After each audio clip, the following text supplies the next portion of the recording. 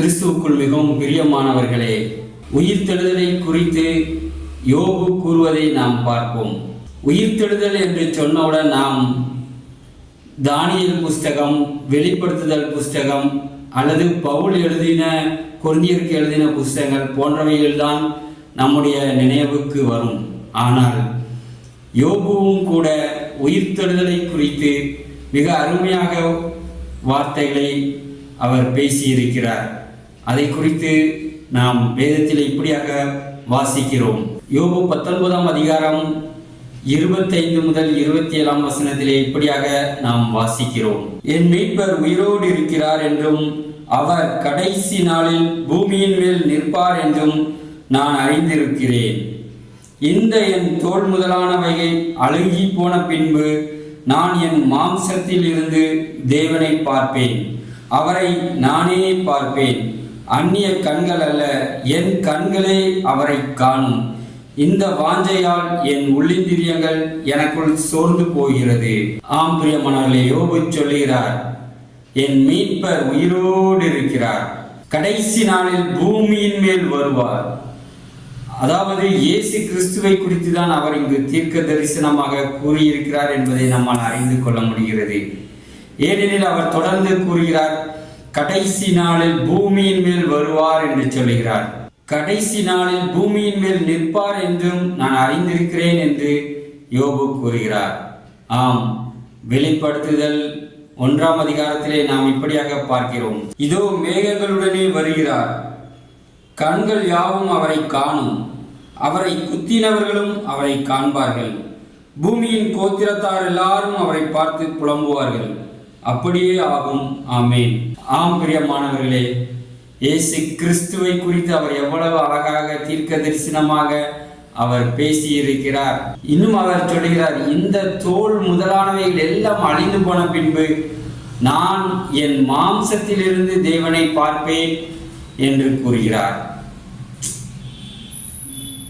அதாவது இந்த தோல் எல்லாம் அழுகி, இந்த சரீரம் அழிந்து மண்ணோடு மக்கி போன பின்பு கூட அவர் தன்னுடைய மாம்சத்தில் இருந்து அவர் அந்த கடைசி நாளிலே பார்ப்பேன் என்று கூறுகிறார்.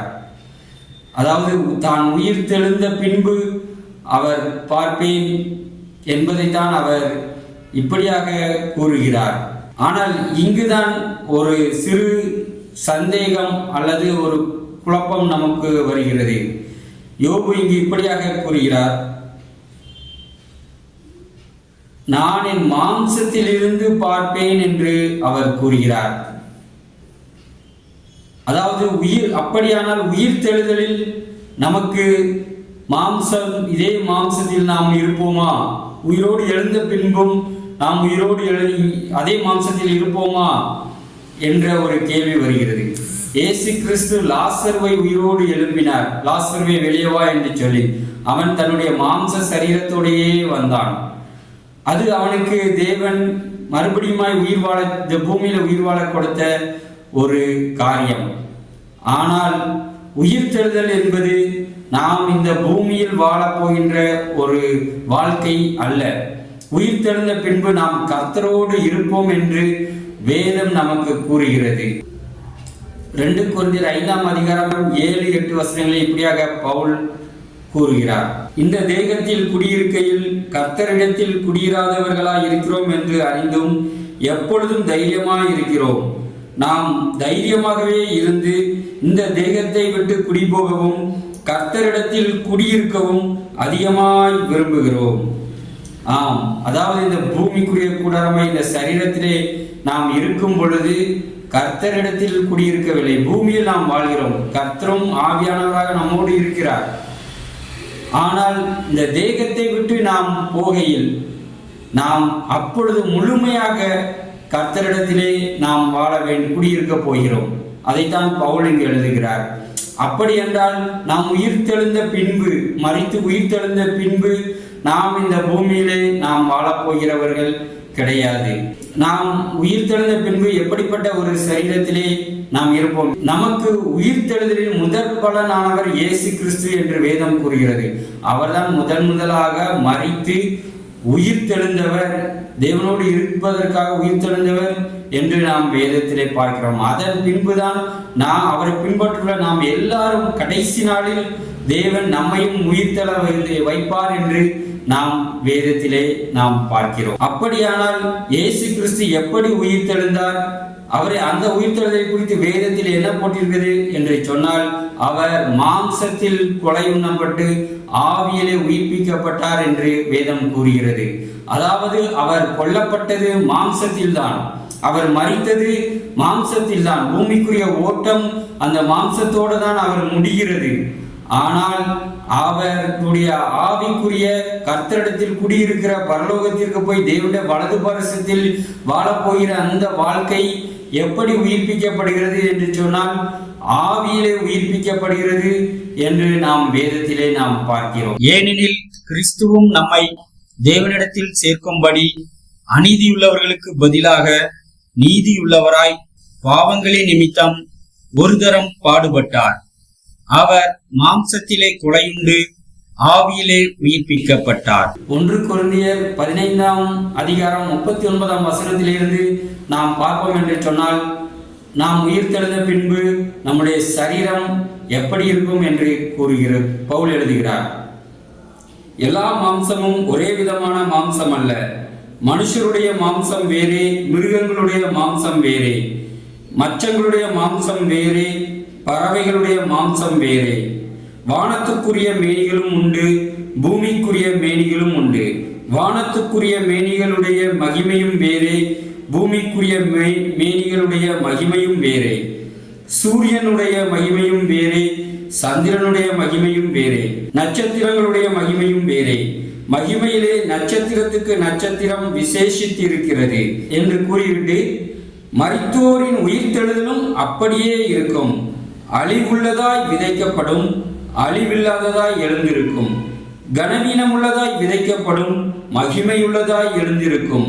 பலவீனமுள்ளதாய் விதைக்கப்படும், பலமுள்ளதாய் எழுந்திருக்கும். ஜென்ம சரீரம் விதைக்கப்படும், ஆவிக்குரிய சரீரம் எழுந்திருக்கும். ஜென்ம சரீரமும் உண்டு, ஆவிக்குரிய சரீரமும் உண்டு. ஆகிலும் ஆவிக்குரிய சரீரம் முந்தினதல்ல, ஜென்ம சரீரமே முந்தினது. ஆவிக்குரிய சரீரம் பிந்தினது. மாம்சத்துக்குரிய மேனி ஆவிக்குரிய மேனி என்று அவர் கூறிவிட்டு இப்படியாக ஒரு வார்த்தையும் அவர் கூறுகிறார். சகோதரரே, நான் சொல்லுகிறது என்னவெனில், மாம்சமும் இரத்தமும் தேவனுடைய ராஜ்யத்தை சுதந்தரிக்க மாட்டாது. அழிவுள்ளது அழியாமையை சுதந்தரிப்பதிலும் இல்லை. மேலும் மண்ணானவனுடைய சாயலை நாம் அணிந்திருக்கிறது போல வானவருடைய சாயலையும் அணிந்து கொள்வோம். மண்ணானவன் எப்படிப்பட்டவனோ மண்ணானவர்களும் அப்படிப்பட்டவர்களே. வானத்துக்குரியவர் எப்படிப்பட்டவரோ வானத்துக்குரியவர்களும் அப்படிப்பட்டவர்களே. முந்தின மனுஷன் பூமியிலிருந்து உண்டான மண்ணானவன், இரண்டாம் மனுஷன் வானத்திலிருந்து வந்த கர்த்தர். அதாவது மாம்சமும் இரத்தமும் தேவனுடைய ராஜ்யத்தை சுதந்தரிப்பதில்லை என்று அவர் கூறுகிறார். அதாவது பரலோகத்திற்கு இந்த மாம்சத்தோடு இரத்தத்தோடு நாம் போவதில்லை என்று பவுல் கூறுவதை நாம் பார்க்கிறோம். அடுத்ததாக இப்படியாக கூறுகிறார், இதோ ஒரு ரகசியத்தை உங்களுக்கு அறிவிக்கிறேன். நாம் எல்லாரும் நித்திரை அடைவதில்லை. ஆகிலும் கடைசி எக்காலம் தொனிக்கும் போது ஒரு நிமிஷத்திலே, ஒரு இமைப்பொழுதிலே நாம் எல்லாரும் மறுரூபமாக்கப்படுவோம். எக்காலம் தொனிக்கும், அப்பொழுது மரித்தோர் அழிவில்லாதவர்களாய் எழுந்திருப்பார்கள். நாமும் மறுரூபமாக்கப்படுவோம்.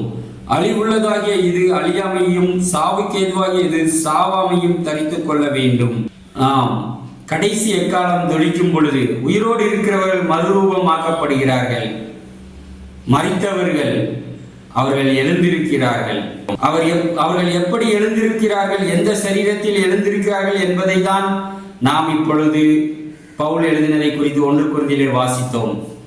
அப்படியானால் யோபு நான் மாம்சத்திலே பார்ப்பேன் என்று அவர் எதை குறிப்பிடுகிறார்? ஒருவேளை அவர் உயிர் தெழுந்த பின்பு ஆவிக்குரிய சரீரமும் மாம்ச சரீரத்தை போலவே இருக்கும் என்பதனால் அவர் அதை கூறுகிறார் போல. ஏனெனில் அவரை வானங்களிலே இயேசு கிறிஸ்து வருகிறார். அவரை குத்தினவர்களும் அவரை காண்பார்கள் என்று வேதத்திலே வெளிப்படுத்தலே நாம் வாசிக்கிறோம். அவரை குத்தினவர்கள், சிலுவையில் அறைந்தவர்கள் மரித்து விட்டார்கள். ஆனால் அவர்களும் காண்பார்கள் என்று சொன்னால், ஒருவேளை அவர்களும் ஆவிக்குரிய சரீரத்தோடு அவர்களும் எழுந்திருப்பார்கள். இந்த ஆவிக்குரிய சரீரமும் மாம்ச சரீரமும் கிட்டத்தட்ட ஒன்று போலதான் இருக்கிறது. ஆனால் அது பரலோகத்திற்குரிய மேனி, இந்த மாம்சம் என்பது பூமிக்குரிய மேனி. அவ்வளவுதான் வித்தியாசம்.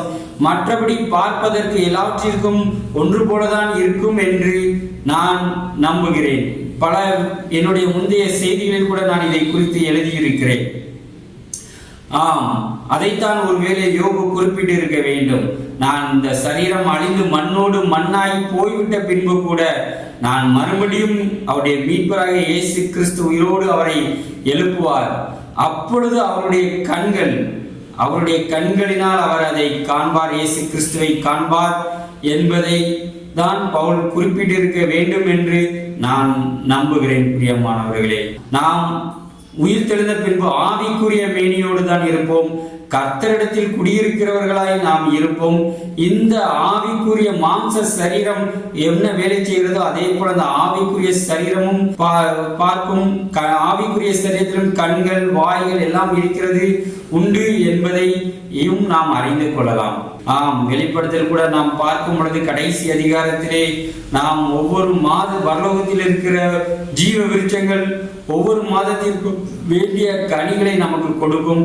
அதனை நாம் உண்டால் நமக்கு ஆரோக்கியம் உண்டாகும் என்று நாம் வேதத்திலே பார்க்கிறோம்.